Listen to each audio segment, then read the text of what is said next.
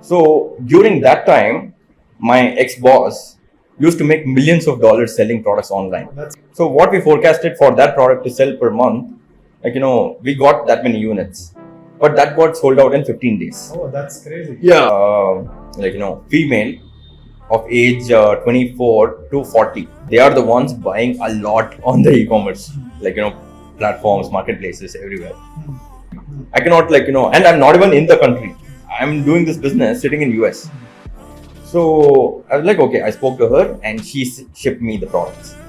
And then, started listing and back in, it was 1 month worth inventory. It got sold out in 5 days. 5 days. Traffic from Facebook or Instagram or Google to Amazon and make sure that, the purchase happens on Amazon. Amazon loves those kind of products and the traffic. They'll make sure your product is on top. Okay. And it's like, there's a old saying, jo dikhta hai wo bikta hai.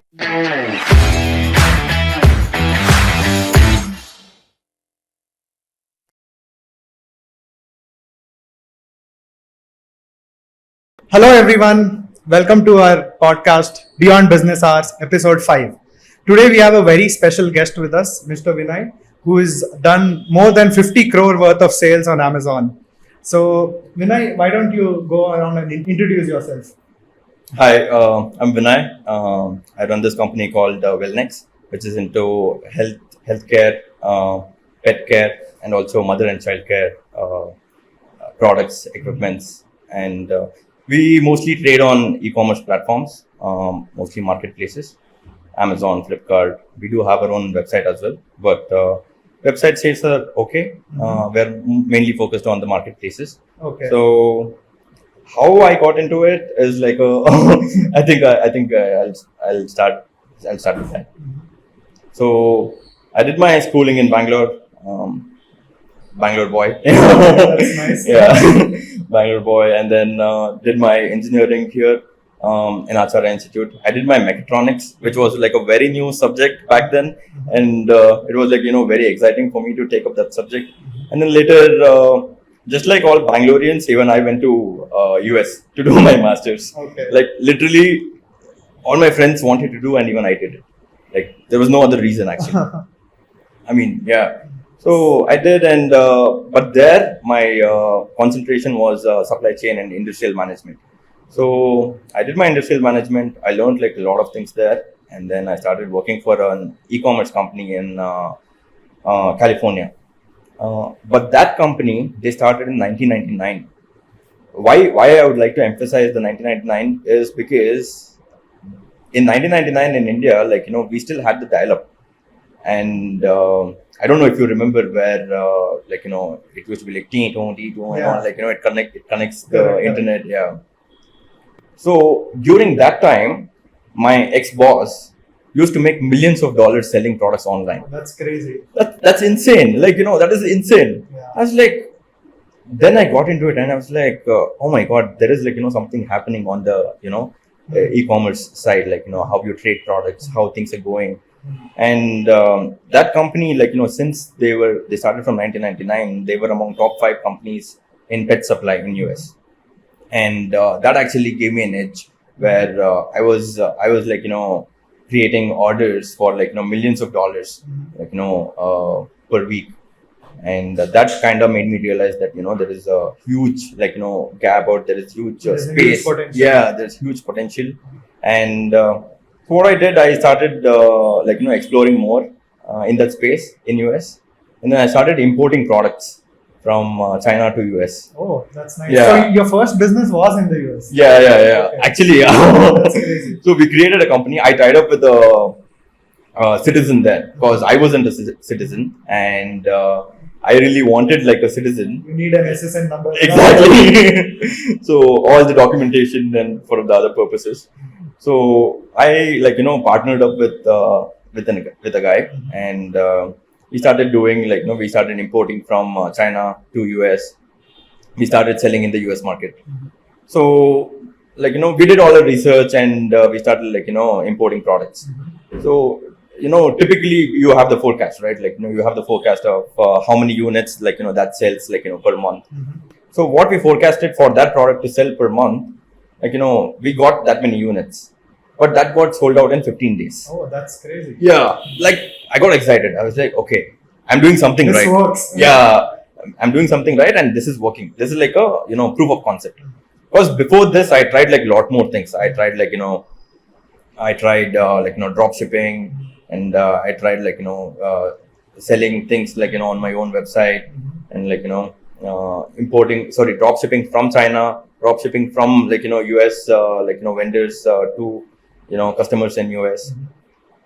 None of those worked, and I kind of realized why that didn't work. That's because of the lead time. Lead time is like around 15 days. 15 days. Yeah, 15 days is like quite a lot. Mm. People who buy on e-commerce technically want the product yesterday, Mm. right? That's a good one. Yeah, they want the product yesterday, and they're ordering today. So they are not ready to wait for 15 days. They want it next hour. Like, typically that's the mindset right now. So yeah, like, I started off with that, and then understood like, there is a lot more potential here. And then I come from a business family background. My family is into like, pharma, and I've been like, seeing them like, do business, and like, how they took from like, it was at a one certain level of business to like a different level of business. So kind of understood in that journey that, that business, like, you, even if you want to be in business, you have to be like, very persistent, and you cannot give up. Yeah. Like, you have to, keep going, irrespective of like, what your sales happen, where it goes, you have to keep going. Like, it might dip someday, it might go up someday. Like, few days are like, really good, really exciting. Like, you would have sold like lakhs of products, and like, there'll be few days where, nothing much would have happened. So, but we cannot, go down, or we cannot be down. We have to like, just, it's like how Jeff Bezos says, like, to Amazon employees, it's a day one. You have to treat like, every day Every day is a day one. Yeah. So yeah, I started there, and then I realized that, I thought, let me try out in India, like, how So it this US business was running when you started in India? Yeah. Okay. It was running, and then parallelly I started in India. So while I started in India, I was doing my research, and my budget was like very low, because I was an employee there, like, in US, and whatever I was earning, I was trying to put that into business. So I tried to look into like, did some stats, and my stat was this, that, I should target like, female of age 24 to 40.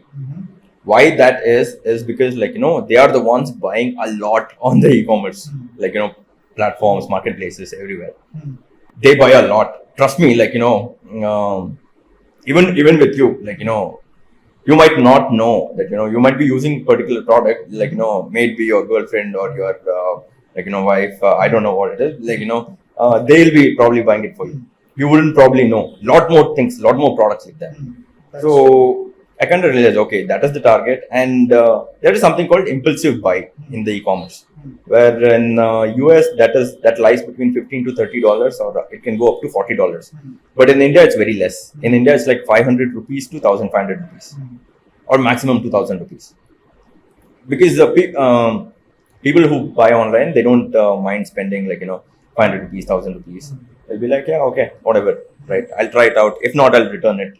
So US, the bandwidth is little bit better, because if you convert that to rupees, it's quite something, So anyway, like, that after that, I came into a product, like, it was an epilator. It was a very small product. It was like around 600 rupees product, right?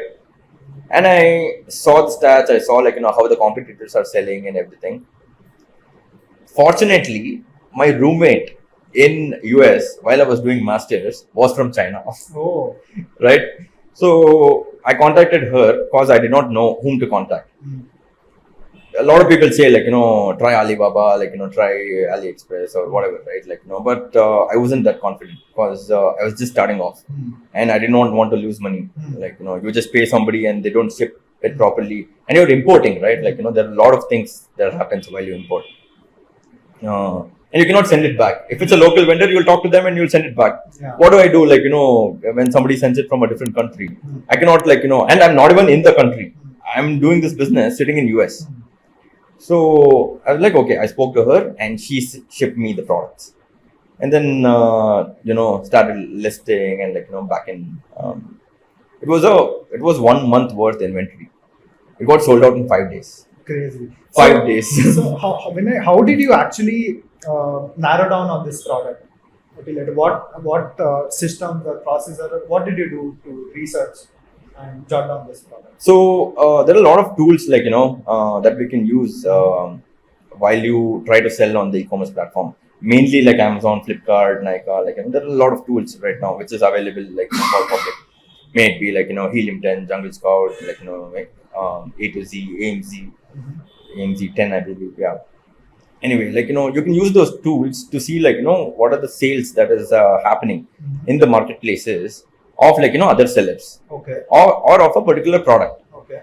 And you'll get to know how many units of that and how units of that is being sold and how much revenue that particular person is making out of that product. And that is not it. If you just replicate the product, you cannot actually make much money. You'll have to be little creative. So check out the reviews. People will have problems with every single product. So check the reviews and make sure that whatever people are facing issue with that product, you fix it and you launch it. Okay. Because you can do it better. Right? It's, there's no point of selling a same product again and again. But you can always make a product better and and sell it. So yeah, this is the process. I saw okay, that's the female of age.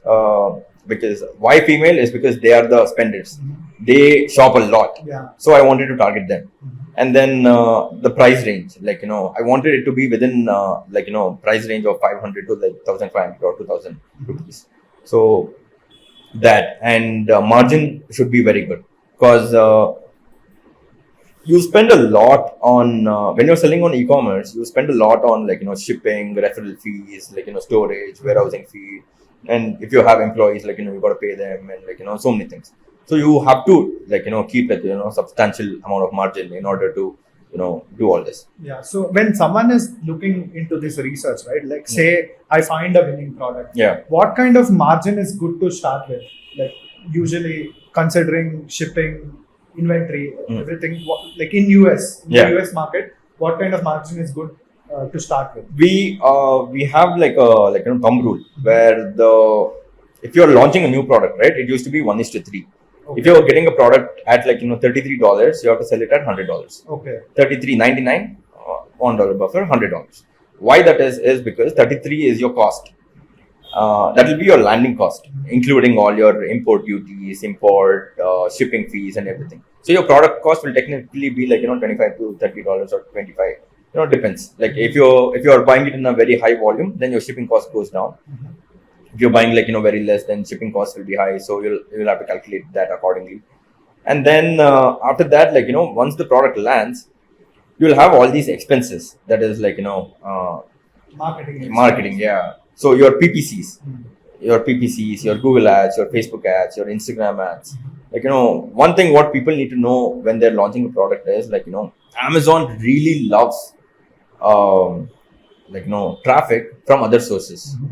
So if you are able to send traffic from Facebook or Instagram or Google to Amazon and make sure that the purchase happens on Amazon loves those kind of products and the traffic. They'll make sure your product is on top. Okay. And it's there's a old saying, "Jo dikhta hai wo bikta hai." It's like that, so when Amazon shows the product to you, you will search whatever the product you're looking for, you will just search. And on top line, they have the sponsored ads. And below that, there are the ranked products. How the ranking happens is based on the number of unit sales. Or they have a lot of different kind of algorithm. Till today, nobody has really broken down the algorithm. Not even Amazon employees. Even they know, something is happening, but they exactly don't know, what is happening. It's a secret. Yeah, no, that's because they keep changing that. What is there today will not be there tomorrow. Because even to scrape out of Amazon, right? Like, we see their backend code and we try to scrape the data, like maybe product, their pricing, their rank, the name of the product, and a week later everything is changed. So they're that dynamic, and because of that, you'll have to keep doing that, and so yeah. So going back to the topic, you have to keep it 1:3. One is your product cost, shipping, landing fees, your taxes and everything. The second will be your marketing expenses. You have to spend that much amount for marketing. So 1/3 is for the product, 1/3 is for marketing. Correct. And the other 1/3 is your profit. Correct. Yeah. Okay. So in that there are all the other expenses involved, which is shipping, storage, referral fees, and everything. Yeah, all that aside, you'll still be making about 15 to 20% if you keep this thumb rule. Otherwise, maybe it'll go a little. If you have a winning product, there are chances that you'll get a better margin because you can sell it for better prices. I recently came across a product of a pet product. It's a very simple product. It's a pet product. It's a pet water bottle with treats. Treats can in it. A seller in India has sold 25,000 units of it. Oh, that's crazy. in 2 days on the Prime Day sales. Yeah, 25,000 units. What was special in that is every other product in the market was just a water bottle, and they have the storage container which is very less that you cannot see, or which is a very small container where you can keep literally 4 or 5 treats or something like that. This guy has made it little bit bigger, where you can keep good number of treats. That's it. It's not anything special. If you see the product, I can show it you later. If you see the product, it's a product that most of the sellers are selling, but they've improvised a little. That on there's a part of the product where water comes in and pet can drink from that. In that space, they have designed a small bottle for treats to be in it, right? So he just made the seller just made around 3 to 4 lakhs in 2 days profit, or after all his expenses, after his marketing expenses, import expenses, referral fee, shipping, everything. He made 3 lakh in just 2 days. That's that's the power of e-commerce, right? I don't think anywhere else you can sell that kind of amount. Your distributors, if you're an offline trader, your distributor might pick it up, but definitely the margin will not be there. If somebody is buying from you in bulk, definitely in offline distribution, they'll expect you to keep 5 to 7% or 5 to 10% maximum margin, but not more than that. But e-com, you decide what is the margin, and if it's a unique product and only you have the product, then nobody can question you. So usually you find these products, right? What is the average lifetime? Because I'm sure if you find a niche, people will flood the niche also, right? Correct.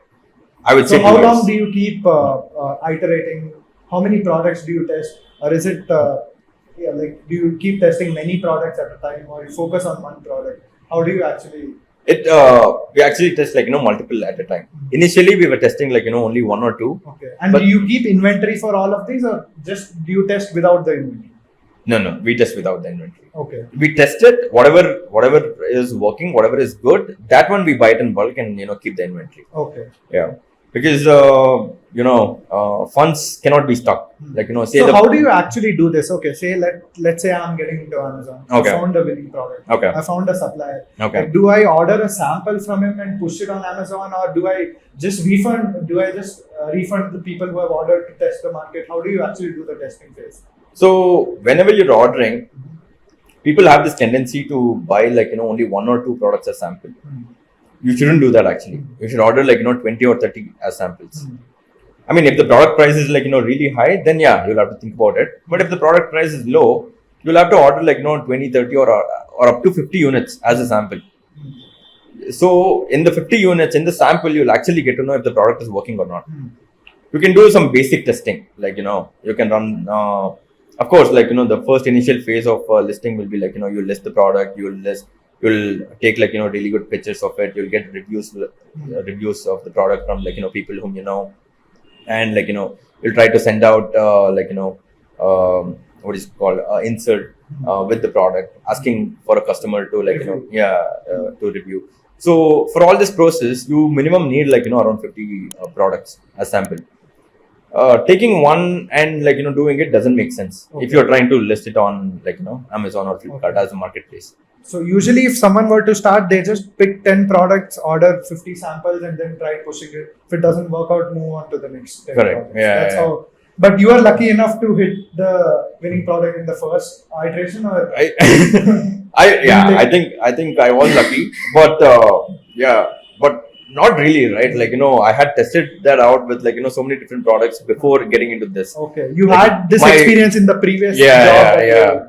So what happened was I was in an e-commerce company, and my boss actually gave me a lot of freedom to buy samples and launch products in my company in US.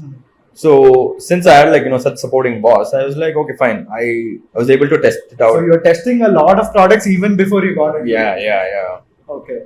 And then, okay, what made you actually move from, so see, you're telling you had a chill boss, you had freedom. It was mostly like intrapreneurship, like you are an entrepreneur in the company. So what made you move from like a stable job and wanting to start a business? So I did start off with couple of products.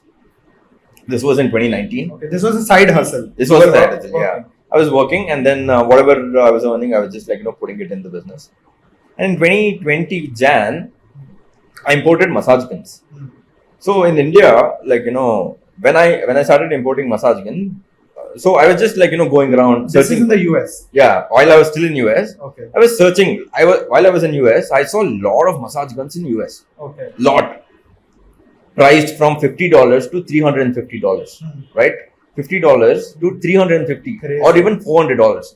There's a brand All Chinese made. Oh yeah. Everything is made in China. Maybe a couple of brands it was made in US, but everything they say designed in US, but everything is made in China. To be honest, yeah. It's like everybody knows, for a fact. By now, everybody knows, it's all they say.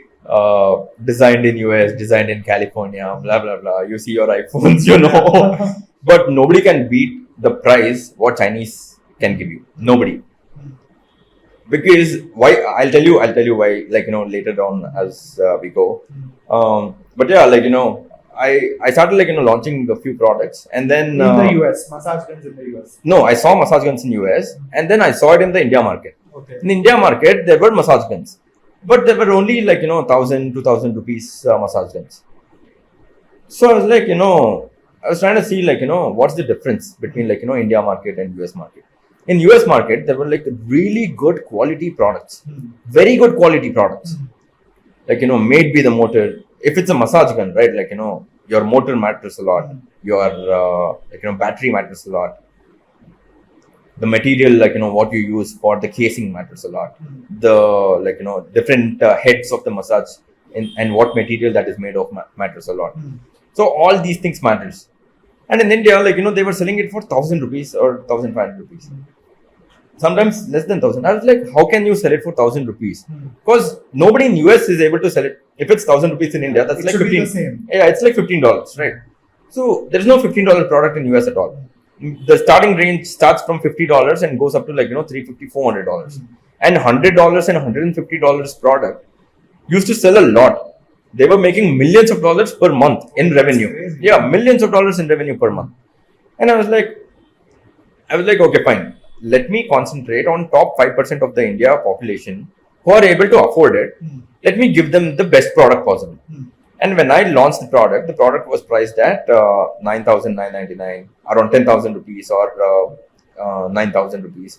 Initial launch was around 12,000. I kind of realized it has to be little less than 10,000 in order to gain the traction from the customers, and priced it at 999. And when I launched that product, even that it was kind of hit. So that's when I realized a lot of people in India want quality products, just that they're not getting it. Now, a lot of startups, when you see it right? Like, we are getting to know that, they're launching good products. Yeah. Yeah. That's why you see a lot of D2C brands. Yeah. Now we see like a lot of D2C, but like, say 5 years back, it wasn't this much at all. 5 years back, it wasn't this much at all. It was there. I'm not saying like, I'm not denying like, it wasn't there, but it wasn't like, at this scale. Now we see there are a lot of, D2C brands giving quality products directly to customers. So at the time you started, there was no quality massagers. Massage guns, yeah. Okay. And people are buying 10,000 rupees massage guns. And that got sold out again. That got sold out. I was very surprised. I was like, because I never expected. I was like, it's priced at 10,000, so maybe it'll take its time and it'll go slow, and then let me do my finances accordingly and get my next shipment. That got sold out, and then I got like one more shipment. I took some credit in US and then got that shipment. Yeah, it's very easy to get credits in US. Very easy. Like, just ask the bank, just ask your credit card. Like, they'll So just you leverage the US bank. Yeah. And I got some It's like reverse brain drain, dude. Money is coming to India. Yeah. I got that, and then I started like, selling. So at one point, I was making in US dollars, what US dollars converted to Indian rupees, whatever I was making the equivalent amount in India. Okay. Just by massage gun. Okay. Other than just one product. Just one product. Wow. Other than that, like, I had like, few more small products. So that's when I realized, I was like, I don't need to be here. I mean, in US, yeah. I was like, I'm going to go back. I'm going to go back and I'll just do this. Whatever is there, like, let me go, let me figure it out. And then COVID hit. 2020, COVID hit. I want to go back to India so badly and like, start my business and like, it was running, but I wanted to scale it up and everything, but COVID. And I wasn't able to like, go back at all. I'm getting like, so many orders, so many contacts, everything, and I'm not able to go back. It was like around 8 months I was stuck there. I was like, okay. And then, I used to work like, in US, the work, the work-life balance is very chill in US. So 5 o'clock, 5:30, I'm out of my work. So I had like, whole evening I had like, to spare it to my business here. So I was able to work a little bit, and then, okay, I'm making money, I know. And even at like, US, I'm realizing that, there's so much market in India, like, people need products, they're not getting products. And if I'm able to expand, like, I'll be able to bridge that gap as well in India market. So I did that, and then finally in July or August, I was able to come back to India. And then I just started out of my garage, literally, like, small. Yeah. And then, fortunately, I had few of my best friends in Bangalore who was able to support me. Okay. Yeah. And like, for even better reasons, they were in Amazon. Okay. So they actually like, helped me out with like, so many things, do this, don't do this, do that. Being in Bangalore, like, Amazon headquarters is in Bangalore. You go to like, any drinking place, you'll just bump into one person. They are also working in Amazon. You go to District 6. Yeah. District 6, best place. And yeah, I mean, for me, I didn't even need that. Like, my friends were there and they actually like, helped me out. And okay, kickstarted it. And then there's no looking back after that. Of course. So how easy or hard is it to start this whole thing? It's not, I would say it's not that difficult. What took a lot of time for me to start a business was the initial phase where like, the government statutory things, registering your business, made BGSTs and registering your warehouses, and like, so for all those things, it actually took me around 6 months. Okay, it took 6 months. 6 months, yeah, just to start off. And did you test product before this, or it took you 6 months to even test the product? What I did, like, while I was registering, I knew that I am going to launch the product because back end, I know everything. And I've been working in a company where they also sell on Amazon. So I have like the whole team in US, right? Like, that gave me a head start. So because of that head start, like, I'm really where I am right now because of that head start. Okay. Because of that, like, I wasn't able to, like, I did not, like, waste much time. Got it. And for somebody who wants to start right now, I would suggest them the same. Like the initial 6 months, like whatever you're doing, just keep doing that. Because the government takes a lot of time to implement all your GSTs, get that in place and all those things. So during that time, be vigilant, keep doing whatever you're doing for a source of income. Once you start your business, then your income will start flowing in. Actually, even after you start the business, it won't flow in. You will take about 6 months in order to see your profits. So you'll have to be ready in the back that okay, for next 6 months I won't be seeing any money, and I'm ready for that. If you're ready for that, go ahead. If not, make some money and make sure that you're good for the next 6 months. Have at least a 6 month run. Yeah. Okay. Your runway should be 6 months minimum. If you have for a year, even better. But 6 months should be must. Because see, you will face a lot of hiccups. Even after you start a business, you will face a lot of hiccups. Thankfully for me, I knew what I wanted to, where I wanted to be, what I want to get into. So I was in US while I was doing this. So 2018, I started the business. Started registering and everything, and then started doing you my had research. everything ready. Yeah. But I left my job in 2020, July, August. So almost 2.5 years, while I was working, parallelly, I was starting my business as well. Okay. That one, I would really suggest, whoever wants to get into business to do that. If have everything ready and then get yeah. Or you should have the runway, you should have 6 months buffer, savings, so that your expenses are taken care. Basically, that's all. So, in terms of starting the business and government paperwork, right? Yeah. What are all apart from GST? Is there anything else that is needed because you are stocking it? Or You would need the government trade license, your GSTs. Basically, if you're starting a private limited company, there are 3 forms. There's a private limited, there's a LLP, and there is a proprietorship. If you're starting out of proprietorship, you're a single owner, and just GST will come out of your PAN. So that is a easiest way to start a business. But if you want to scale it, always do it in LLP or in a private limited. Okay. Because proprietorship in India, it's working well and good, but you won't be able to scale it because you won't be able to add an investor. And this is an hiccup which I faced in reality. Okay. So while I was in US, I told my father to register a business for me. Since I was there, I wanted him to take care of the paperwork. And my auditor told him that why does he want private limited and all? Let him start off with proprietorship. It's equal. Let him grow. Later we'll see what to do, right? But even after 3 years, I'm facing issue because of that. Because see, in 3 years you have grown to certain level that everything is set. Now, if you want to change to private limited, everything is new.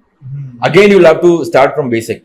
You have your products, okay, but on the back end, even if you're selling on a marketplace, right, you need approvals. A brand need to approve you to sell their products on the marketplace. So the brand would have approved you as per your GST. If you change your GST, if you register a new company, it's a new company. The brand will ask you a question what is this? Why do I want to support this? So many hiccups will come in. So it's always better to do an LLP or yeah, always. And also, how important do you think the whole business can be bootstrapped, or do you think having investors is needed in this business in the long run? Since you have 3-4 years of experience. Yeah. Having an investor is always good. If you have an investor who's able to bring in value to your company, then board them in. If they don't bring in value and they just bring in cash, right now there are a lot of startups as well in Bangalore or in India who are giving you funds based on your sales of the product.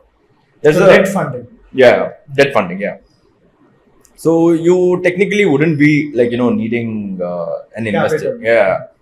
Go to banks. Banks will actually give you based on the sales, and unless you want a huge chunk to start off the business. If you're starting bootstrap, you can actually start. You can start with it depends on what scale you want to get into, what scale you are seeing, how much monthly revenue you want to make. If example you want to make 10 lakh revenue per month, you will have to be ready with 30 lakhs. Okay. Yeah, that's like an average. Again, 1:3. So the golden rule of e-commerce is 1:3. Yeah, you want to make like 50 lakh worth sales. Be ready with 1.5 cr. You want to make like 1 cr sale. Be ready with 3 cr. So now let's say you have the capital, you have Yeah. all the legal things taken care, you have the product. How do you market it? What are the different ways did you start in terms of marketing? How did you push it? So initial phases will be like see, friends and family is always initial to go. I'm telling you, like because that is something. Friends and family will always be there for you, no matter who, no matter what. Like friends and family will be there for you. So leverage that and like market it like through your friends, through your family, because that's the start point where without any expenses you have something, you have someone to speak to, you have somebody like I literally spoke to my cousins and my friends to like to buy my product, like to use it and to review the product. Crazy. Literally, like because they're the most easiest way, like whom we'll find. And then we'll like later we'll encounter like strangers and like other customers, genuine customers who will actually like want the product. Later, once the product takes off, right, you will find a lot of ways. A lot of people will come to you, and a lot of people will like support you, and like But during the initial phase and during the launch phase, nobody even knows, like nobody knows you, nobody knows about the product, nobody knows your company, like So friends and family are like the best, like So you just sent a WhatsApp message to everyone you know. Literally, literally. Here's a massage gun. please. Yeah. So and then you got a few reviews. Yeah. Good reviews. So you start off.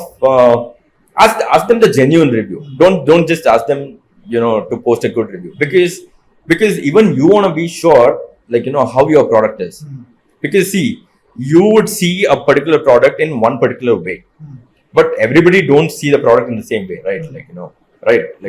For me, since I'm launching the product, I'm so excited that I might have missed few points in the product, like that should be improved or that can be better.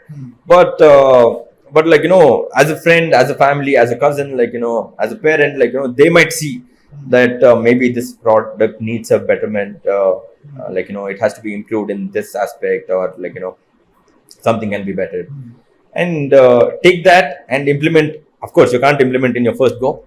Second shipment, implement that, and then launch it. So that's like the best golden rule. One is, for all the sales, it's like make sure you have 1:3 capital, and of course your friends, family are like to go. Even if not, like there are if it's an offline business, you can go and reach out to people. But with online thing, like you'll have to either give giveaways, freebies, and you have to create like contests, like for people to win the product, and you can ask them to like review the product. But without losing money, it's very hard to like get reviews to your product. So initially, keep some capital for that, and then push the product, and then your marketing kicks in. Your main thing is, see, nowadays Facebook, Instagram, Google, it's right there, it's accessible to you. Make use of it. And like most of us have like good most of us like have like good connects. Make use of your connects. Like even if you don't have connects, reach out to people. Everybody out there like want something out of life. Like if it's a content creator, right, like they want content for their like page as well. So it's not like they'll deny you. Even they want something out of you. When I started off with massage gun, I got hit up by like few Bollywood celebrities. Oh. They started like using the massage gun. That's and crazy. And I was so shocked. I was like, one of the actors, like she's a very well-known actress. I don't know if I can take her name, but their marketing team reached out to me, and they were like, what, like she wants to advertise. Okay. And later, but they gave me a quotation of like 50 lakhs. I was like, oh, sorry, not my budget. And I wasn't able to go ahead with it.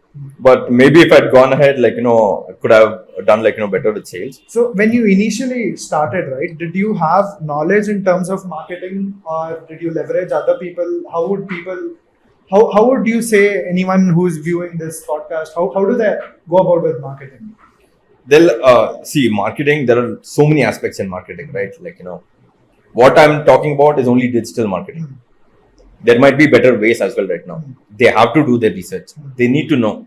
I actually learned. I took some time off and I learned, like, how to do PPCs, how to, like, Facebook marketing, Google marketing, and internal Amazon. Yeah. Internal Amazon marketing is the best marketing. You wouldn't need, like, anything else. You wouldn't need, like, Facebook, Instagram, anything else for that matter. You can just use Amazon marketing tools that they have internally. See, Amazon is a marketplace, right? People come into Amazon in the mindset of buying a product. They don't go to Google in the mindset of buying a product. If you're searching for a product on Google, that doesn't mean, like, you're buying the product. Yeah, you're probably, like, maybe you just want to check, like, what's the price of the product. Maybe you just want to check, like, details of the product. Or if it's a consumable, you want to check the ingredients of the product. If it's if it's a medical product, you want to see the composition of the product. So for so many things you can go into, like, Google. But for Amazon, people go in only one mindset. They want to buy the product. And there it is like I said, jo dikhta hai, wo bikta hai. It's like you make sure that, you market and make sure your product is on top. People will buy your product for sure. And once the rotation starts, you cannot go out of stock, period. If you go out of stock, there is something called ranking methodology, what Amazon uses. So they want to make sure that, the products is in stock and, like, orders are coming in and you're restocking within the time. You shouldn't go out of stock, basically. Because if you go out of stock, what will happen? A customer is searching for your product and you're going out of stock, like, again and again. That means it's not a good sign.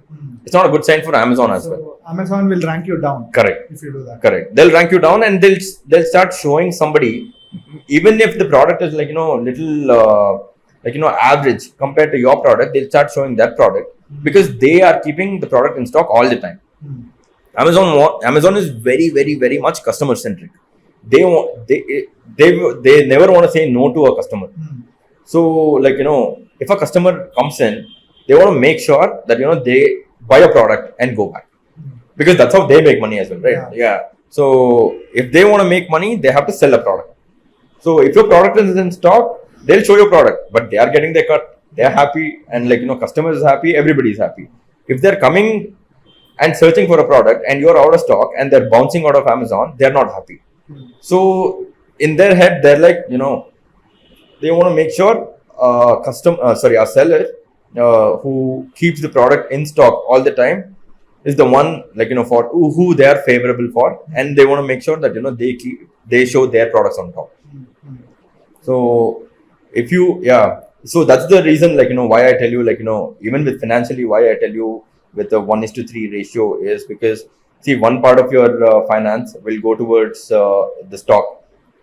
The stock which goes into Amazon, they have their lead time to pay your money back. They keep it with them for, like, reserve funds as, like, 15 days something. Okay. So the cash conversion cycle is 15 days. If you are selling your product, if your inventory time is, like, for 30 days, technically you'll be getting your money back on 45th day. Okay. 100% of your money. Okay. Of course, whatever you sell on week 1, you'll get it back on week 3. But the 30th day, the sales what you make, you'll get it back on the 45th day. Okay. So you'll have to be ready. If you want 45 days. Yeah. If you want your whole shipment money back, say your shipment is worth 10 lakh, and that is your monthly inventory. Monthly you have sold, like, 10 lakh worth inventory. For the 10 lakh to be in your account, it will take 45 days. Maybe 2 lakhs will come, like, first week, another 3 lakhs will come, like, second week, another little money will come third week, fourth week will come fifth week. But the 6th week is where you see 100%. First week you won't get anything back, to be honest. Like, let me be honest. Like, let the viewers also, like, get some fact check. Yeah. Because a lot of people think that, as soon as they start selling, they'll get their money back. No, it doesn't happen that way. Because Amazon keeps the reserve fund as well. Okay. What you sell, say the product is returnable, 15 days returnable. If the product is 15 days returnable, 15 days worth sales, they'll keep it in reserve fund. Because if the customer returns, they'll have to have that money to refund it back to the customer, right? So they'll make sure that they'll keep the 15 days return. If the product is I don't think there is any product of 30 days right now, because before it was there, and now everything has been reduced to 15 days to, I think, 14 to 15 days. And there are few consumable products which are non-returnable as well, and different category products has different reserve or return time period. So because of that, they work accordingly as well. But mentally be ready for 45 days, and the first trench you will get it back in the 45th day. So make sure the second one goes to your inventory and be ready on the 30th day, 31st or the first of the next month. You should have 100% of your inventory again to sell it for the next month. Okay. So that money you will get back on the 45th, 45 days from then. So that is So this is how you balance your cash flow. Yeah.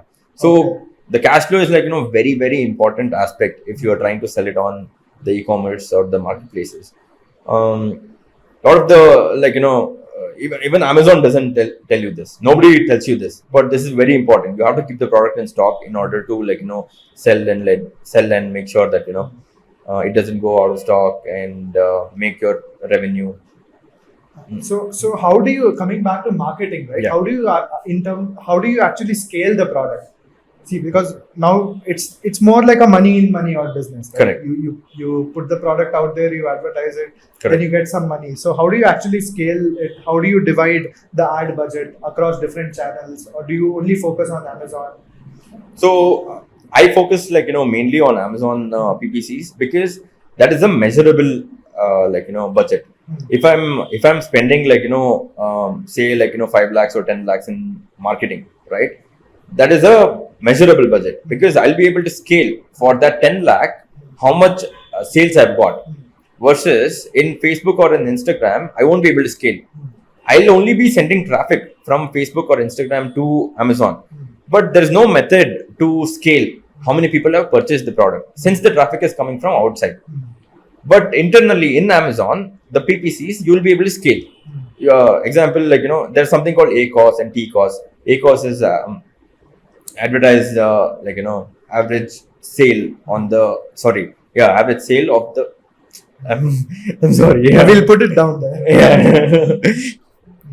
So average sales of a particular of the market spend, total advertised spend on a particular product, and average market spend on a particular product. So total market spend will be example, per month you have spent 10 lakh, right? For 10 lakh you would have made sales of 1 crore. That means you have spent 10% of your total revenue. That thing can be up and down. These are automated, or do you have to manually do? You'll have to you don't need to spend a lot of time, but weekly you would need about 1 to 2 hours. Okay, so you just set these rules and And, you'll have to keep watching initially, okay. and later on once you keep watching, and there'll be negative keywords, positive keywords, the keywords which are converting to a product sales. The one which are non-converting, you usually take it off and you put it into the blacklist of the negative keywords. So when you put it in the negative keyword list, that keyword will not be shown. If people are searching for the keyword, your product will not be shown. So that way, you're covered. You're not losing money. Got it. The keywords which are converting, those keywords, will be shown more to people. Your So product you double down on this. Yeah. You spend more budget. Correct. And at what point do you decide to kill the ad? Because at some point, organic takes over. Correct. Or ads are not profitable. So Correct. how do you actually decide? See, it depends on margin of your product. If you're exceeding your margin, and if you're spending more than what you're making out of the product, then that's given that you're not making any money out of it. So the best case scenario is 5% e-cost. If your product price is say 100 rupees, spend 5 rupees on advertising on Amazon. Okay. Other sources, like, it is like, since it is not measurable on the other sources, like, I wouldn't go like, much deep into it, because some of it works, some of it doesn't work. What works, like, you'll have to do a lot of trial and error method, and doing those trial and error method, you'll lose a little bit money. But if you're okay with losing the money, okay, go ahead. Because even you should know, like, what is working, what is not working, and what is working, keep that. What is not working, take that off. That is on the like, social media platforms. But Amazon, like, they themselves, they'll give you, like, you're spending this much out of this ad. It might be like, manual ad, it will be like an automated ad. If it's an automated ad, like, what is your ROI? If it's a manual ad, like, what is an ROI? And all the data, all the statistics, like, are given on Amazon itself, on the dashboard. So you'll be able to, like, scale it better if you're using only, like, Amazon PPCs. But right now, this generation, I would call it like, Gen Z generation, where, like, people are mostly on, like, Instagram. So Instagram is a must. Okay. Even if somebody is, like, buying your product, they'll go to Instagram to validate if this brand is, like, good, bad, like, how many followers are there for this brand. So for all that, like, you have to keep like a separate budget. You cannot convert that for a product. You should use that for your company marketing. It won't be for a product marketing. You should market your company, or you should market, like, you cannot sell a product on Instagram. Instagram, you can only sell solutions. So what solution that product can, give, you can sell only that. If you're trying to sell a product on Instagram, nobody's going to buy your product. If you directly go to Instagram and say, like, this product is so nice, like, try it out, nobody will buy. Sell a solution on Instagram, it takes off. Yeah. So now, in your range of products, I'm sure you have like a lot of products. How many of them are white labeled? How many of them are resold, like used for reselling? And how many of them are like dead inventory? And what do you do with the dead inventory? So out of if I say, like, out of number of SKUs I have, I would say, like, 15%, 10 to 15% would be, like, private label product, label product. White label.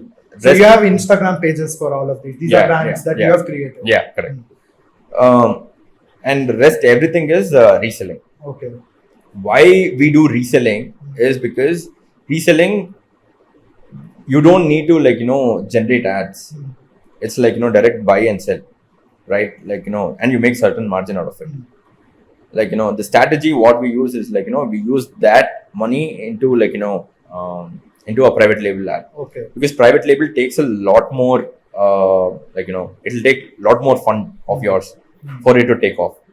And you can't keep pumping in unless you have a very crazy investor, unless you have, like, you come from a good financial background. If you come from a very good financial background, definitely, like, you have, like, a lot of money, then okay, fine. Go ahead, like, so keep pumping like 2 or 3 years to make a brand. Correct. Yeah.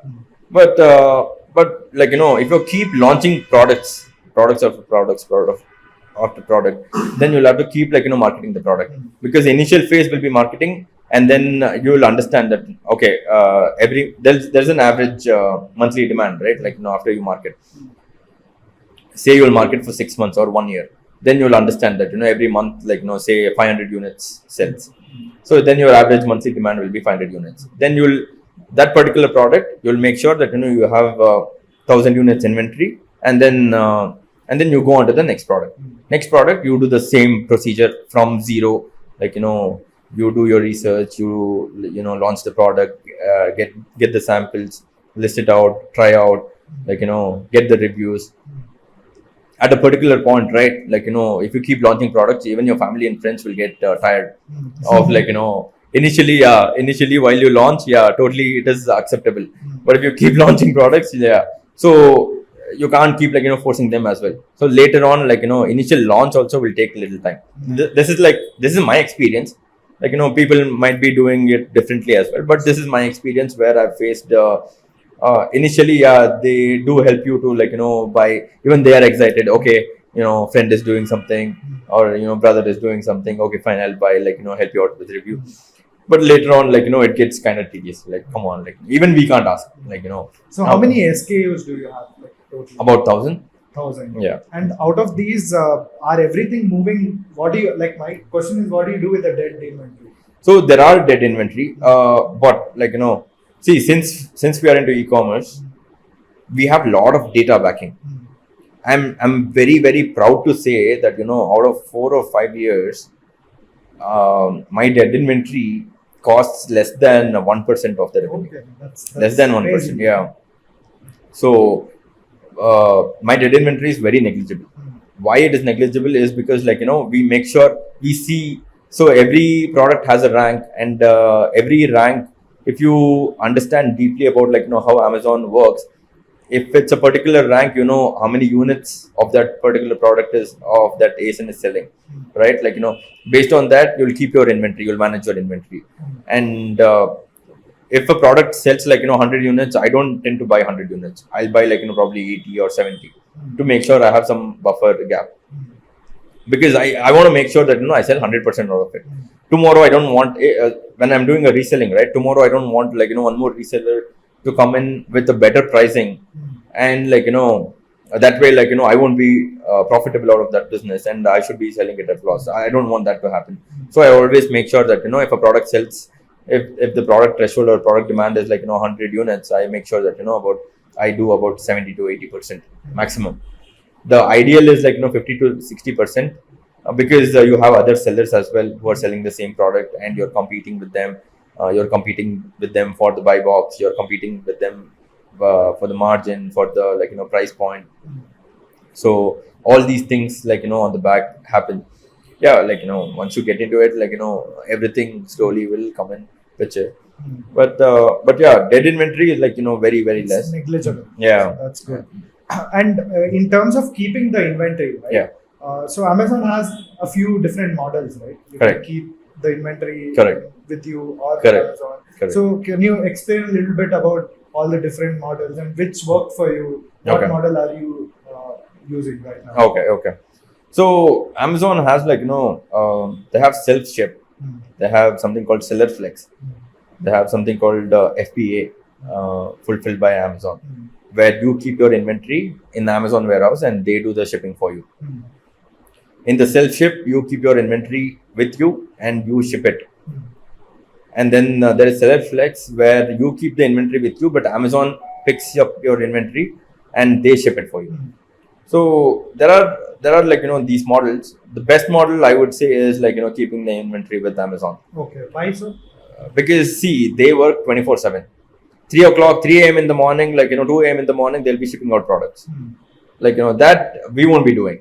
And even if we do, like, the product pickup will happen only in the morning. They don't have anything like that. Say a shipment is going from Bangalore to Delhi, right?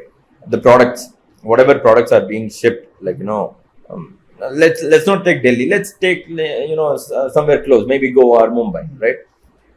So trucks will be leaving, like, 24 as soon as the truck is filled, it'll leave. It might be 3 a.m., 2 a.m., 5 a.m., 6 a.m., doesn't matter.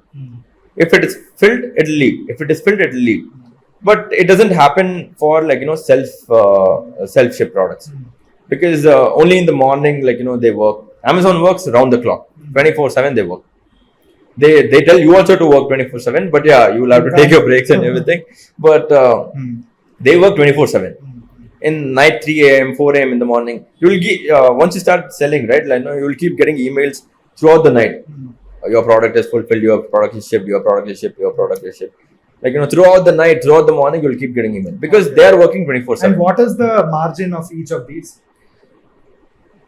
After doing all the research, after doing, like, after having multiple conversations with, like, friends in Amazon, and trying out by ourselves, and, like, everything, we kind of realized everything is same. Okay.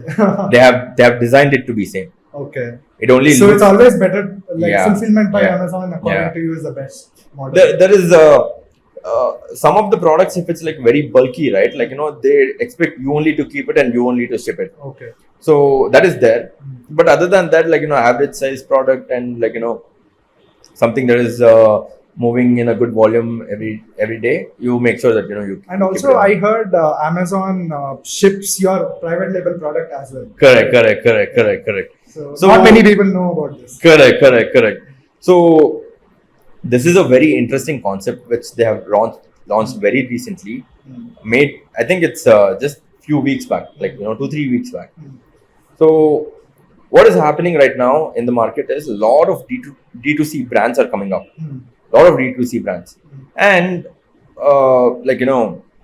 we make sure that our product is in all the states. So what we do, see again. People who are ordering on Amazon, they literally want the product yesterday and they're ordering today. So they want it in the same day. And if your product is far away, you are not shown to the customer. Example, I'm selling out of Bangalore and I have a customer in Mumbai.